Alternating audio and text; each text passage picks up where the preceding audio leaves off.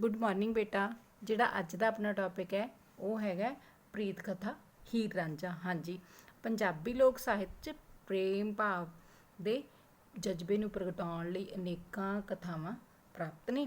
ਹੀਰ ਰਾਂਝਾ ਨਾਂ ਦੀ ਕਥਾ ਵੀ ਪ੍ਰੇਮ ਪੰਥ 'ਤੇ ਚੱਲਣ ਵਾਲੇ ਵਿਅਕਤੀਆਂ ਦੇ ਰਾਹ ਵਿੱਚ ਆਉਂਦੀਆਂ ਰੁਕਾਵਟਾਂ ਅਤੇ ਉਹਨਾਂ ਨੂੰ ਪਾਰ ਕਰਨ ਲਈ ਬਿਰਤਾਂਤ ਪੇਸ਼ ਕਰਦੀ ਹੈ। ਪ੍ਰੇਮ ਇੱਕ ਮਹਾਨ ਜਜ਼ਬਾ ਹੈ। ਜਦੋਂ ਇੱਕ ਆਤਮਿਕ ਸੁੱਚਤਾ ਦਾ ਧਾਰਨੀ ਹੋਵੇ ਤਾਂ ਇਹ ਰੁਤਬਾ ਲੱਛਣ ਬਣ ਜਾਂਦਾ ਹੈ। ਹੀਰ ਰਾਂਝੇ ਦਾ ਪਿਆਰ ਵੀ ਆਤਮਿਕ ਪਿਆਰ ਹੈ। ਹੀਰ ਰਾਂਝੇ ਦੀ ਪ੍ਰੀਤ ਕਥਾ ਹੈ ਜਾਂ ਪ੍ਰੀਤ ਕਹਾਣੀ ਹੈ ਜਿਹੜੀ ਪੰਜਾਬ ਦੀ ਬਹੁਤ ਹਰਮਨ ਪਿਆਰੀ ਕਹਾਣੀ ਹੈ। ਇਹ ਬੇਟਾ ਇਸ ਤਰ੍ਹਾਂ ਹੈ। ਹਾਂਜੀ, ਹੀਰ ਦਾ ਜਨਮ ਚਨਾਹ ਕਿਨਾਰੇ ਵਸਦੇ ਝੰਗ ਸਿਆਲ ਦੇ ਇੱਕ ਸਰਦਾਰ ਮਲਕ ਚੂਚਕ ਦੇ ਘਰ ਹੋਇਆ ਦੱਸਿਆ ਜਾਂਦਾ ਹੈ। ਉਸ ਦੀ ਸੁੰਦਰਤਾ ਦੇ ਚਰਚੇ ਲੋਕਾਂ ਵਿੱਚ ਹੋਣੇ ਸ਼ੁਰੂ ਹੋ ਗਏ। ਇਸੇ ਇਲਾਕੇ ਦੇ ਇੱਕ ਪਿੰਡ ਤਖਤ ਹਜ਼ਾਰੇ ਵਿੱਚ ਮੌਜੂ ਚੌਧਰੀ ਰਹਿੰਦਾ ਸੀ, ਜਿਸ ਦੇ 8 ਪੁੱਤਰਾਂ ਵਿੱਚੋਂ ਸਭ ਤੋਂ ਛੋਟਾ ਰਾਂਝਾ ਸੀ, ਜਿਹੜਾ ਆਪਣੇ ਪਿਤਾ ਦੀ ਮੌਤ ਪਿੱਛੋਂ ਮਾੜੀ ਜ਼ਮੀਨ ਨੂੰ ਹਾਸਲ ਕਰਕੇ ਦੁਖੀ ਸੀ।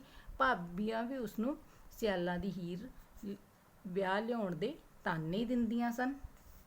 ਰਾਂਝਾ ਅਤਿਅੰਤ ਨਿਰਾਸ਼ ਹੋ ਕੇ ਪਿੰਡੋਂ ਨਿਕਲ ਪਿਆ ਅਤੇ ਚਨਾਹ ਪਾਰ ਕਰਨ ਲਈ ਕੰਢੇ ਖੜੀ ਇੱਕ ਬੇੜੀ ਵਿੱਚ ਚੜ੍ਹ ਗਿਆ। ਬੇੜੀ ਵਿੱਚ ਪਏ ਪਲੰਘ 'ਤੇ ਲੇਟਦਿਆਂ ਹੀ ਉਸਨੂੰ ਨੀਂਦ ਆ ਗਈ। ਹੀਰ ਨੇ ਜਦੋਂ ਕਿਸੇ ਅਜਨਬੀ ਨੂੰ ਆਪਣੇ ਪਲੰਘ 'ਤੇ ਸੁੱਤੇ ਪਿਆ ਦੇਖਿਆ ਤਾਂ ਉਸਦੇ ਆਉਂਦਿਆਂ ਹੀ ਰਾਂਝੇ ਨੂੰ ਛਮਕਾਂ ਮਾਰ ਲੱਗੀ। ਛਮਕਾਂ ਕੀ ਹੁੰਦੀਆਂ ਰਾਜੇ? ਚਾਬੁਕ। ਉਹਨੇ ਮਾਰਨੀਆਂ ਸ਼ੁਰੂ ਕਰ ਦਿੱਤੀਆਂ। ਪਰ ਜਦੋਂ ਰਾਂਝੇ ਨੇ ਹੀਰ ਵੱਲ ਤੱਕਿਆ ਤਾਂ ਉਹਨਾਂ ਦੀ ਪਹਿਲੀ ਤੱਕਣੀ ਪਿਆਰ ਵਿੱਚ ਬਦਲ ਗਈ। ਹੀਰ ਨੇ ਰਾਂਝੇ ਨੂੰ ਨੇੜੇ ਰੱਖਣ ਲਈ ਆਪਣੇ ਪਿਤਾ ਕੋਲ ਮੱਝਾਂ ਦੇ ਚਾਰੂ ਵਜੋਂ ਨੌਕਰੀ ਦਿਵਾ ਦਿੱਤੀ। ਹੌਲੀ ਹੌਲੀ ਇਹ ਪ੍ਰੇਮ ਹੋਰ ਵੱਧਦਾ ਗਿਆ ਅਤੇ ਸਾਰੇ ਪਿੰਡ ਵਿੱਚ ਚਰਚਾ ਹੋਣ ਲੱਗੀ। ਇਸੇ ਦੌਰਾਨ ਹੀਰ ਦਾ ਵਿਆਹ ਰੰਗਪੁਰ ਖੇੜਿਆਂ ਦੇ ਸੈਦੇ ਨਾਲ ਕਰ ਦਿੱਤਾ ਗਿਆ। ਰਾਂਝਾ ਬਹੁਤ ਨਿਰਾਸ਼ ਹੋ ਗਿਆ।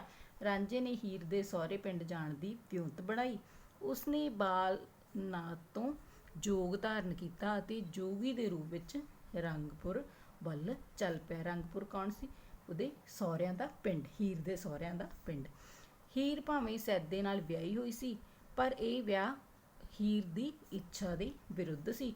ਹੀਰ ਦੀ ਨਨਾਣ ਸੈਤੀ ਮੁਰਾਦ ਨਾਂ ਦੇ ਬਲੋਚ ਕੌਣ ਹੁੰਦਾ ਹੈ? ਬਲੋਚਿਸਤਾਨ ਦਾ ਰਹਿਣ ਵਾਲਾ ਨੂੰ ਪਿਆਰ ਕਰਦੀ ਸੀ। ਸੈਤੀ ਦੇ ਭੇਦ ਜਾਣਨ ਤੋਂ ਬਾਅਦ ਹੀਰ ਸੈਤੀ ਨਾਲ ਰਾਂਝੇ ਨੂੰ ਮਿਲਣ ਲੱਗੀ। ਸੈਤੀ ਦੀ ਮਦਦ ਨਾਲ ਹੀਰ ਅਤੇ ਰਾਂਝਾ ਰੰਗਪੁਰ ਤੋਂ ਭੱਜ ਗਏ। ਇਹ ਮਾਮਲਾ ਕੋਟਕਬੂਲੇ ਦੇ ਕਾਜੀ ਕੋਲ ਗਿਆ। ਕਾਜੀ ਕੌਣ ਹੁੰਦਾ ਰਾਜੇ? ਇਸਲਾਮ ਧਰਮ ਦੇ ਅਨੁਸਾਰ ਉਹਨਾਂ ਦੇ ਕਾਨੂੰਨਾਂ ਦੇ ਫੈਸਲੇ ਕਰਨ ਵਾਲਾ ਧਾਰਮਿਕ ਨੁਮਾਇੰਦਾ, ਜਿਸ ਦਾ ਫੈਸਲਾ ਰਾਂਝੇ ਦੇ ਹੱਕ ਵਿੱਚ ਦੇ ਦਿੱਤਾ। ਕਿਹਾ ਜਾਂਦਾ ਹੈ ਕਿ ਇਸ ਤੋਂ ਬਾਅਦ ਉਹ ਚੂਚਕ ਕੋਲ ਆ ਕੇ ਖੁਸ਼ੀ-ਖੁਸ਼ੀ ਰਹਿਣ ਲੱਗੇ। ਇੱਕ ਹੋਰ ਰਵਾਇਤ ਅਨੁਸਾਰ, ਮਤਲਬ ਇੱਕ ਹੋਰ ਇਹਦੀ ਕਹਾਣੀ ਹੈ ਜਿਹੜੀ, ਉਹਦੇ ਅਨੁਸਾਰ ਇਹ ਜੋੜੀ ਹੀਰ ਦੇ ਮਾਪਿਆਂ ਦੀ ਗਹਿਰੀ ਸਾਜ਼ਿਸ਼ ਦਾ ਸ਼ਿਕਾਰ ਹੋਈ। ਇਹ ਜੋੜੀ ਮਤਲਬ ਹੀਰ ਤੇ ਰਾਂਝੇ ਦੀ ਜੋੜੀ। ਉਹਨਾਂ ਨੇ ਰਾਂਝੇ ਨੂੰ ਜੰਝ ਲੈ ਕੇ ਆਉਣ ਲਈ ਕਿਹਾ। ਹੀਰ ਦੇ ਮਾਪਿਆਂ ਨੇ ਹੀਰ ਨੂੰ ਕਿਹਾ ਕਿ ਰਾਂਝੇ ਨੂੰ ਕਿਸੇ ਨੇ ਮਾਰ ਦਿੱਤਾ ਹੈ।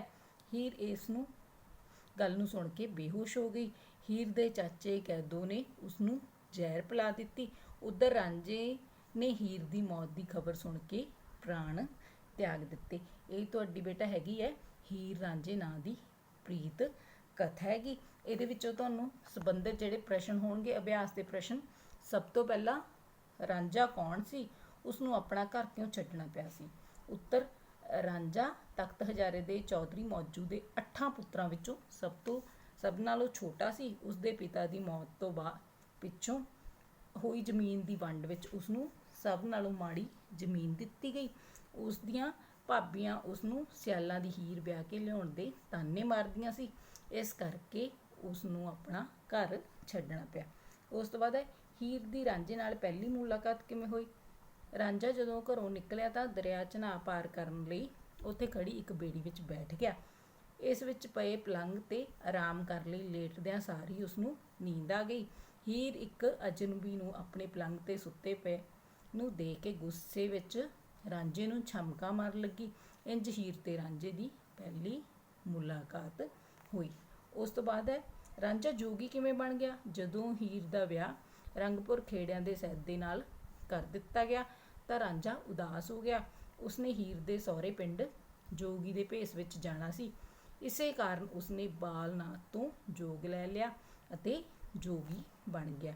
ਹੀਰ ਤੇ ਰਾਂਝੇ ਦਾ ਮਾਮਲਾ ਕਾਜੀ ਕੋਲ ਕਿਉਂ ਪਹੁੰਚਿਆ? ਹੀਰ ਤੇ ਰਾਂਝਾ ਸੈਤੀ ਦੀ ਮਦਦ ਨਾਲ ਰੰਗਪੁਰੋਂ ਭੱਜਣ ਵਿੱਚ ਕਾਮਯਾਬ ਹੋ ਗਏ। ਉਹਨਾਂ ਦਾ ਪਿੱਛਾ ਕਰ ਰਹੇ ਖੇੜਿਆਂ ਨੇ ਜਦੋਂ ਉਹਨਾਂ ਨੂੰ ਫੜ ਲਿਆ ਤਾਂ ਮਾਮਲਾ ਕਾਜੀ ਕੋਲ ਪਹੁੰਚ ਗਿਆ। ਅਗਲਾ ਕੁਐਸਚਨ ਹੈ, ਹੀਰ ਰਾਂਝਾ ਪ੍ਰੀਤ ਕਹਾਣੀ ਦੇ ਅੰਤ ਬਾਰੇ ਦੋ ਰਵਾਇਤਾਂ ਕਿਵੇਂ ਹਨ? ਪਹਿਲੀ ਰਵਾਇਤ ਅਨੁਸਾਰ ਕਾਜੀ ਦੇ ਫੈਸਲੇ ਤੋਂ ਬਾਅਦ ਹੀਰ ਤੇ ਰਾਂਝਾ ਚੂਚਕ ਕੋਲ ਆ ਗਏ ਤੇ ਖੁਸ਼ੀ-ਖੁਸ਼ੀ ਰਹਿਣ ਲੱਗੇ। ਪਰ ਜਿਹੜੀ ਦੂਜੀ ਰਵਾਇਤ ਹੈ ਉਹਦੇ ਅਨੁਸਾਰ ਉਹ ਹੀਰ ਦੇ ਮਾਪਿਆਂ ਦੀ ਸਾਜ਼ਿਸ਼ ਦਾ ਸ਼ਿਕਾਰ ਹੋਏ। ਹੀਰ ਦੇ ਮਾਪਿਆਂ ਨੇ ਰਾਂਝੇ ਨੂੰ ਜੰਝ ਲੈ ਕੇ ਆਉਣ ਲਈ ਕਿਹਾ। ਜਦੋਂ ਰਾਂਝਾ ਚਲਾ ਗਿਆ ਤਾਂ ਉਸ ਦੀ ਮੌਤ ਦੀ ਝੂਠੀ ਖਬਰ ਹੀਰ ਨੂੰ ਸੁਣਾਈ ਗਈ। ਹੀਰ ਬੇਹੋਸ਼ ਹੋ ਗਈ ਤੇ ਉਸਦੇ ਚਾਚੇ ਕੈਦੋ ਨੇ ਉਸਨੂੰ ਜ਼ਹਿਰ ਦੇ ਦਿੱਤੀ। ਜਦੋਂ ਰਾਂਝੇ ਨੂੰ ਹੀਰ ਦੀ ਮੌਤ ਦਾ ਪਤਾ ਲੱਗਾ ਤਾਂ ਉਸਨੇ ਵੀ ਆਪਣੇ ਪ੍ਰਾਣ ਤਿਆਗ ਦਿੱਤੇ। ਉਸ ਤੋਂ ਬਾਅਦ ਇਹ ਲਾਸਟ ਕੁਐਸਚਨ ਹੈ ਬੇਟਾ, ਹੀਰ ਨੇ ਰਾਂਝੇ ਨੂੰ ਛਮਕਾਂ ਕਿਉਂ ਮਾਰੀਆਂ?